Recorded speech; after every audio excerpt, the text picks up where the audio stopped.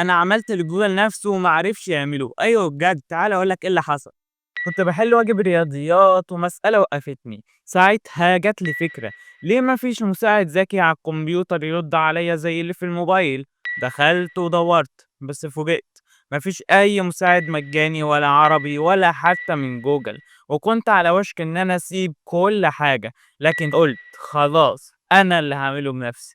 أيوه، هابدأ أطوّر أول مساعد صوتي ذكي عربي. بدأت مع صاحبي لؤي، بعتّ له كل المتطلبات اللي أنا عايزها ورد عليّا بكود بايثون جاهز، شغّلته. بس لأ، دي كانت بداية المعاناة. بس أنا ما استسلمتش، بدأت من أول خطوة، خطوة بسيطة، أطوّر حاجة، حاجة، لحد ما قرّبنا نوصل للمساعد اللي بيجاوبك ويتحكم بالكمبيوتر كامل.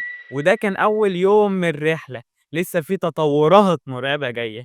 لو عندك أي فكرة أو إضافة مستنيك في الكومنتات. ما تنساش لايك واشتراك، واستنى الفيديو الجاي هتشوف اللي ما حدش عمله قبل كده.